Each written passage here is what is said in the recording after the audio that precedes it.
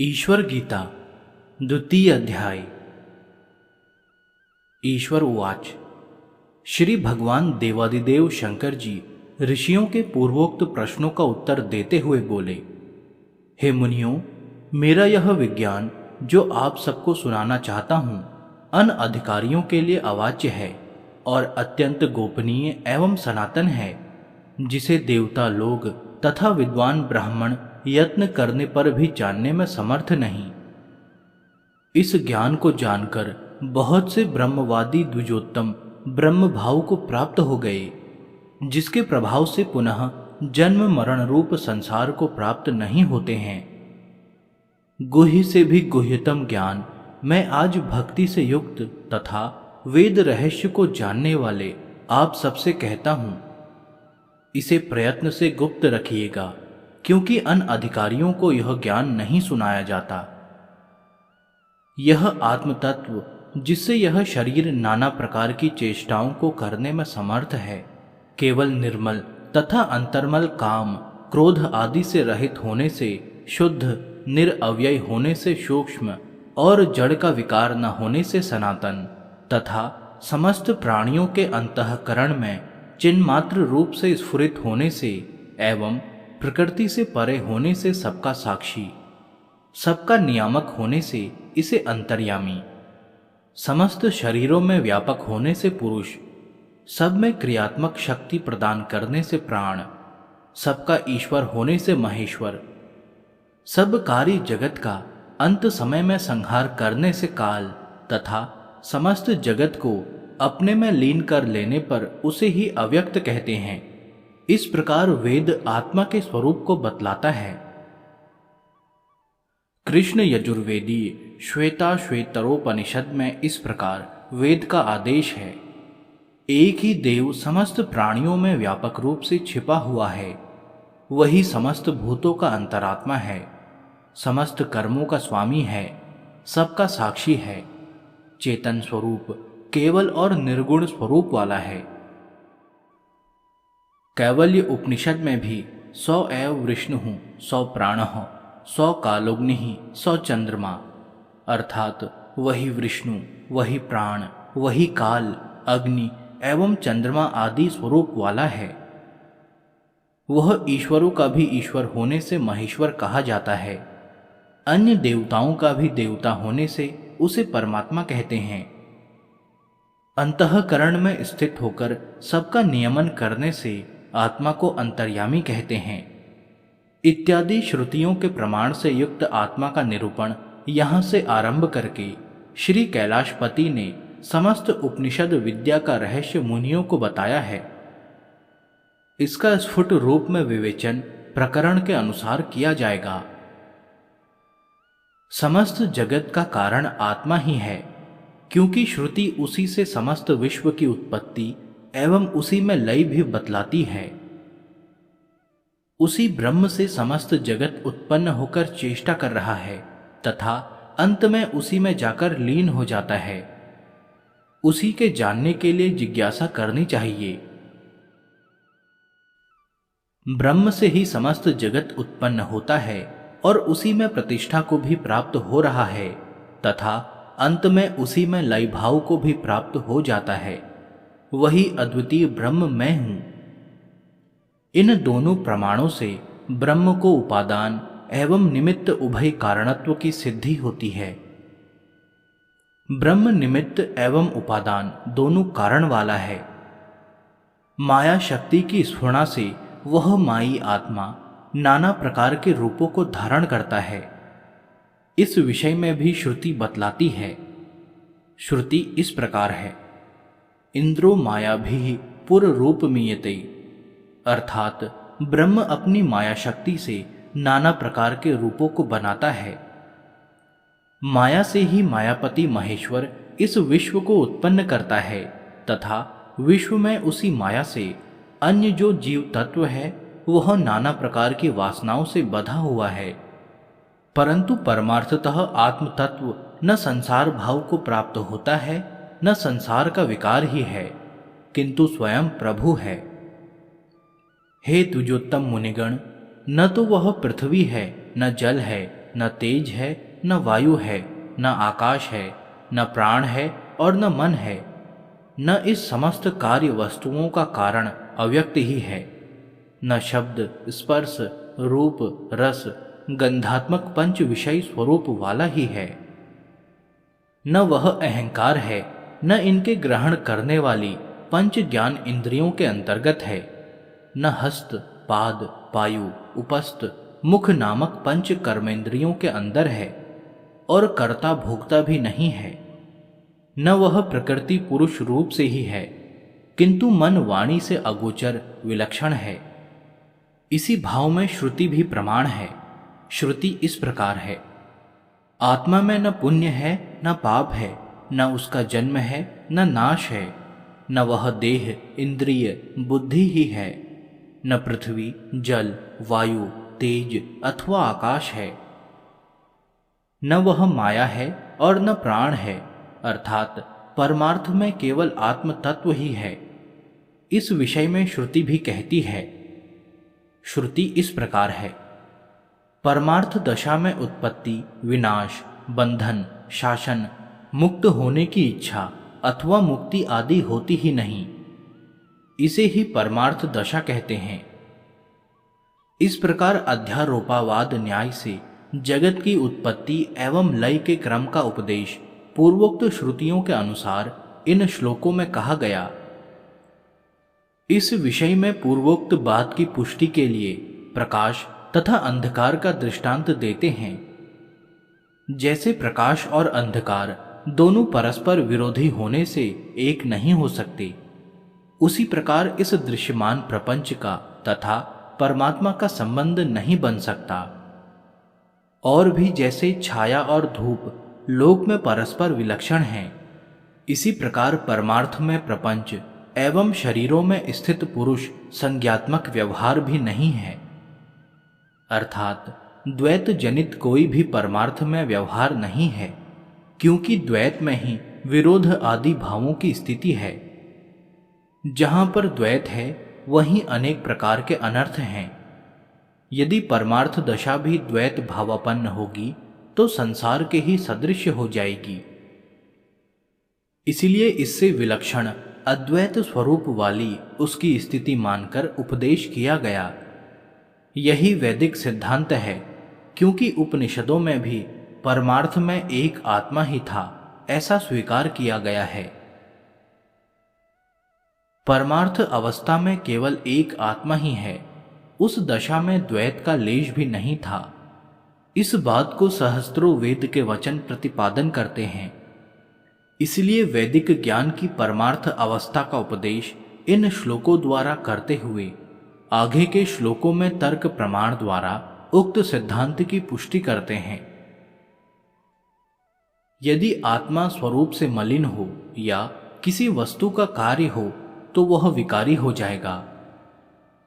स्वाभाविक इच्छा, द्वेष आदि गुणों से युक्त होने से सैकड़ों जन्मों में भी उसकी मुक्ति नहीं हो सकती।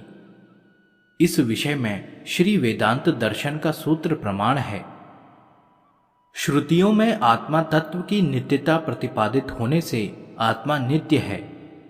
इसलिए किसी पदार्थ का कार्यत्व या स्वाभाविक मलिनता आत्मा में नहीं है। समस्त उपाधियों से मुक्त शुद्ध अंतःकरण वाले मुनिगण परमार्थ रूप से विकारहीन, अद्वैत, एक रस, आनंद स्वरूप वाले आत्म स्वरूप को देखते हैं। आत्म तत्व में कर्तव्य, सुख, दुख, दुबलापन, मोटापा आदि जो अनुभूति हो रही है वह अहंकार से उत्पन्न होती है। आत्मा में उसका आरोप मात्र है, अर्थात आत्मा इन कर्तव्य आदि भावों से सर्वथा रहित है। आध्यात्मिक संबंध से इसकी प्रतीति आत्मा में हो रही है। वेद विद्या के विद्वान ब्रह्मवेत्तागण आत्मा को प्रकृति से परे, साक्षी, समस्त जगत का पालक अथवा जीव रूप से सुख दुख का भोक्ता, अक्षर, ज्ञान रूप, सर्वत्र समरूप से स्थिति ही कहते हैं। अतएव यह बात सिद्ध हुई कि समस्त प्राणियों को जो कर्तव्य आदि भाव युक्त संसार प्रतीत हो रहा है वह अज्ञान मूलक है।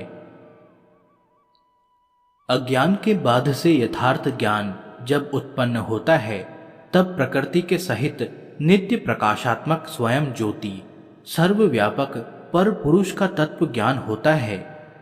वही आत्मा अहंकार वृत्ति के साहचर्य से अपने को कर्ता मानता है।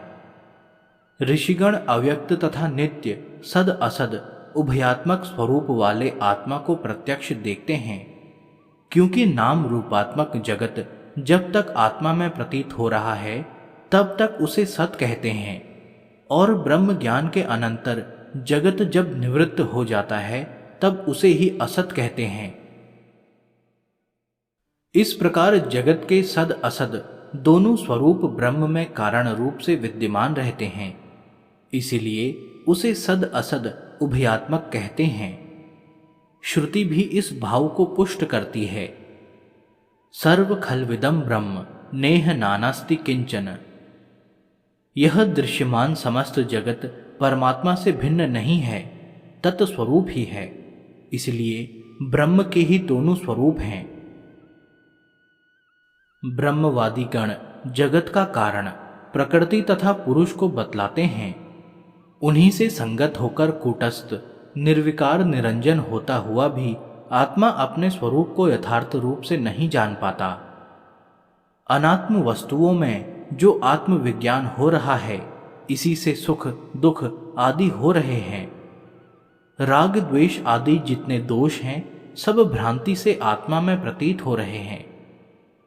कर्मों का संबंध जो आत्मा से हो रहा है, यही महान दोष है, यही समस्त पुण्य पाप का हेतु है। पूर्वोक्त कहे हुए पुण्य पाप आदि के संबंध से ही समस्त प्राणियों के शरीरों की उत्पत्ति होती है, परंतु आत्मा नित्य सर्वत्र समरूप में स्थित है। कूटस्थ अर्थात पर्वत के शिखर के समान अचल तथा दोषों से रहित है, अर्थात माया शक्ति से समस्त जगत को बनाकर नाना प्रकार के भेद जनित व्यवहारों का नियामक हो रहा है। स्वभावतः यह बात आत्म तत्व में नहीं है, इसीलिए मुनिगण परमार्थ दशा में अद्वैत ही कहते हैं, क्योंकि द्वैत की स्थिति काल्पनिक है। नाम रूपात्मक जो भेद प्रतीत हो रहा है, इसकी उत्पत्ति अव्यक्त से हुई है, और अव्यक्त ही माया है। वह माया आत्मा के अधीन है। श्रुति भी इसे बतलाती है। श्रुति इस प्रकार है।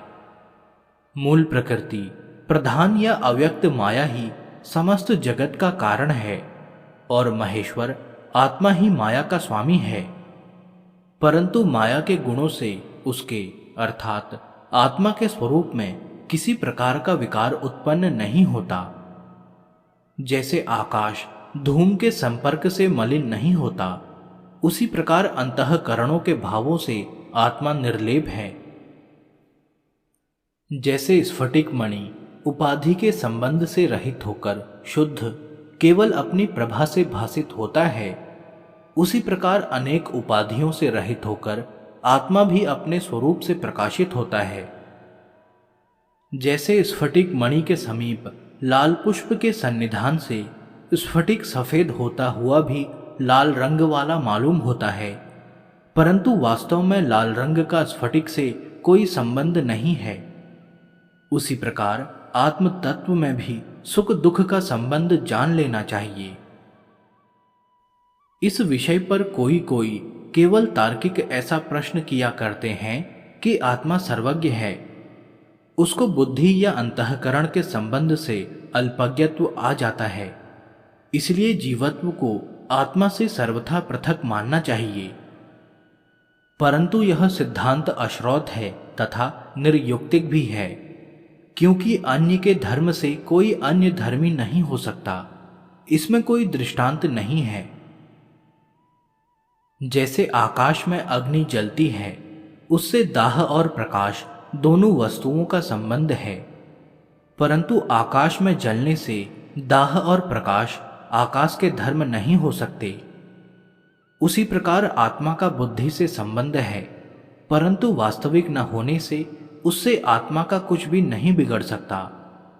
न ये दोष ही दोष रूप में माने जा सकते हैं। इसीलिए विद्वान लोग इस जगत को परमार्थ में ज्ञान स्वरूप ही कहते हैं, क्योंकि आत्मा से जगत का कारण रूप से अभेद है। यही सर्व मूर्धन्य मत है। वैदिक ज्ञान विहीन अन्य लोग जो नाना प्रकार के कुमतों में विश्वास रखने वाले हैं, वे इस जगत को ब्रह्म से पृथक अर्थ स्वरूप से बतलाते हैं। जो ज्ञानी लोग हैं, जिनकी बुद्धि पक्षपात से रहित है, वे लोग परमात्मा को कूटस्थ, निर्गुण, व्यापक स्वभाव से चैतन्य स्वरूप वाला तथा अर्थ रूप से देखते हैं। जैसे स्फटिक मणि रक्त आदि रंगों के सहचरी से सबको रक्त मालूम होता है, उसी प्रकार परम पुरुष परमात्मा भी जगत स्वरूप वाला प्रतीत होता है। वास्तव में आत्मा शुद्ध ही है, इसीलिए आत्मा अक्षर, शुद्ध, नित्य, सर्वव्यापी और विकार रहित है। पूर्वोक्त लक्षण लक्षित आत्मा की मुक्ति की इच्छा रखने वाले पुरुषों को चाहिए कि गुरुमुख से उसका श्रवण करे।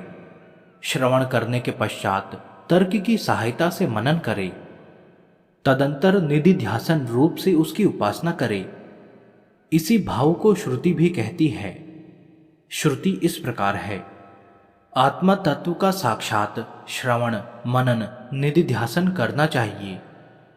इस प्रकार अभ्यास की पुष्टि हो जाने पर जब अंतःकरण में सर्वत्र सदैव चैतन्य का प्रकाश दृष्टिगोचर होने लगता है तथा श्रद्धालु योगी पुरुष जब स्वयं समस्त ज्ञान वाला हो जाता है, जब समस्त प्राणियों में ब्रह्म को देखता है, तब वह ब्रह्म भाव को प्राप्त हो जाता है।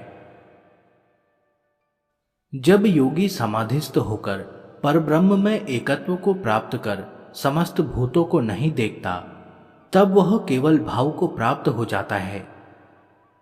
जब योगी के हृदय में संचित कामनाओं का त्याग हो जाता है, तब वह अमृत भाव को प्राप्त होता हुआ विद्वान आनंद को प्राप्त होता है।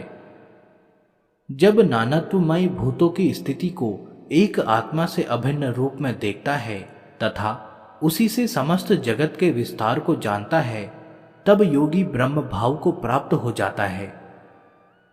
जब परमार्थतः आत्मा को केवल रूप में साक्षात करता है, तब समस्त जगत माया मात्र प्रतीत होने लगता है। जब जन्म, जरा, व्याधि आदि दुखों की एक औषध केवल ब्रह्म ज्ञान प्राप्त हो जाता है, तब जीव स्वयं शिव स्वरूप हो जाता है। इन श्लोकों में कहे हुए भावों को उपनिषदों में भी इसी प्रकार स्वीकार किया गया है। आत्मज्ञान होने पर हृदय की समस्त ग्रंथियां टूट जाती हैं और समस्त संशय नष्ट हो जाते हैं तथा समस्त कर्मों की ग्रंथियां सर्वदा के लिए निर्मूल हो जाती हैं इत्यादि। जैसे नदी नद इधर उधर नाना प्रकार की कुटिल गति से बहते हुए भी अंत में समुद्र में जाकर एक हो जाते हैं, उसी प्रकार आत्मा अक्षर निष्कल ब्रह्म के साथ एकता को प्राप्त हो जाते हैं। इस विषय में श्रुति प्रमाण भी है। श्रुति इस प्रकार है, जैसे नदियां नाम रूपों को छोड़कर समुद्र में जाकर एकत्व भाव को प्राप्त हो जाती हैं, उसी प्रकार नाम रूपात्मक भेद से निवृत्त होकर विद्वान परात्पर ब्रह्म को प्राप्त हो जाता है। इसलिए परमार्थ में केवल विज्ञान ही है, न वहां पर यह प्रत्यक्ष दृश्यमान प्रपंच है, न इसकी स्थिति ही है। लोक में अज्ञान से आवृत्त होने से विज्ञान को सब लोग नहीं जानते हैं, इसलिए मोह को प्राप्त होते हैं।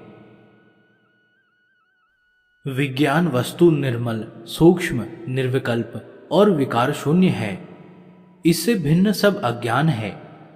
इतना कहने के बाद श्री कैलाशनाथ ने समस्त मुनियों को संबोधित करते हुए कहा, हे मुनियों, ये जो ज्ञान आप सबको मैंने सुनाया है, इसे सांख्य कहते हैं और यह समस्त विज्ञानों में उत्तम है। यही समस्त वेदांत का सार है। इस विज्ञान में एक चित्तता प्राप्त करने को योग कहते हैं। योगाभ्यास से ज्ञान पुष्टता को प्राप्त होता है तथा सद ज्ञान के प्राप्त होने पर मनुष्य योग में प्रवृत्ति करता है।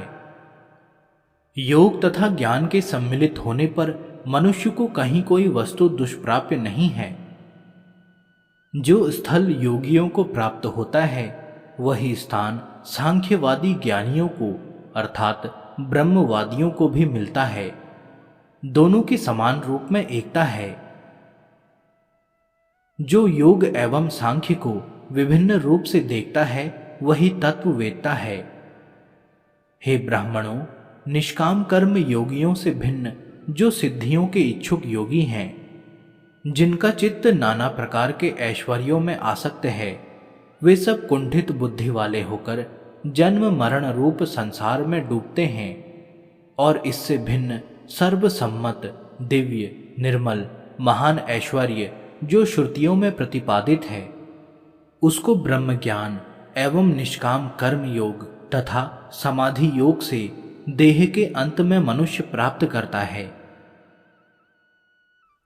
अहम प्रत्यय का आश्रय यह आत्मा अव्यक्त माया वाला सर्वजनों का आत्मा तथा परमेश्वर रूप से समस्त वेदों में कहा गया है। वह सर्वतोमुख है, समस्त पदार्थ उसी के रूप हैं। सर्वरस सर्वगंध अजर अमर चारों तरफ उसी के हस्त पाद आदि हैं। अंतर्यामी सनातन तथा बिना हाथ पांव का होता हुआ भी वह तीव्र गति वाला है और सबके हृदय प्रदेश में सत्ता मात्र से स्फुरित हो रहा है।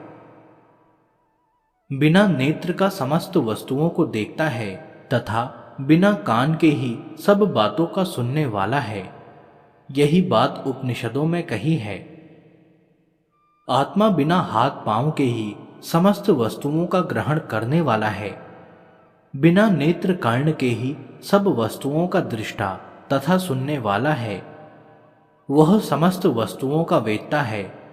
उसका वेत्ता उससे अन्य कोई नहीं है। उसी को सब ऋषि लोग श्रेष्ठ पुरुष महान आत्मा कहते हैं। इस सूत्र के अनुसार श्री शंकर जी ऋषियों को उक्त उपदेश किए हैं। हे मुनियों, मैं समस्त वस्तुओं का ज्ञाता हूं और मेरा ज्ञाता कोई नहीं है, अर्थात हमारे आदि अंत को कोई नहीं जानता है। तत्व दृष्टागण मुझे एक महान और पुरुष रूप से प्रतिपादन करते हैं। सूक्ष्म दृष्टा ऋषिगण भी सबका कारण मुझे ही बतलाते हैं। जिस निर्गुण अमल रूप आत्मा का ऐश्वर्य अनुत्तम है, अर्थात उसके बराबर और कोई भी वस्तु नहीं है। हे ब्रह्मवेत्ता मुनिगण, जिस आत्मा के जानने में हमारी माया से मोहित देवतागण भी समर्थ नहीं है, उसे मैं आप सब महानुभावों से कहता हूं, समाहित चित्त से उसे श्रवण करें। स्वभाव से मेरा स्वरूप माया से परे है, अतएव सर्वसाधारण को हमारा स्वरूप दुर्गम्य है। तथापि इस जगत का मैं प्रेरक हूं, इसे सब विद्वान लोग जानते हैं। हमारा गुह्य स्वरूप जो सर्वत्र व्यापक है, उसमें तत्वदर्शी योगीगण प्रविष्ट होकर हमारे सायुज्य को प्राप्त होते हैं। जो हमारी विश्व मोहिनी माया का अतिक्रमण कर जाते हैं, वही शुद्ध निर्वाण के प्राप्त करने के भागी हैं। ऐसे पुरुषों की करोड़ों कल्पों में भी पुनः संसार में आवृत्ति नहीं होती, क्योंकि इस विषय में हमारा प्रसाद उन लोगों पर रहता है। यह वेद का अनुशासन है। यह परम गुह्य योग से युक्त सांख्य ज्ञान का निरूपण मैंने आप लोगों को सुनाया है। इसे योग्य पुत्र, शिष्य तथा योगी पुरुषों को ही आप सब प्रदान करना, क्योंकि यह अत्यंत रहस्यमय है।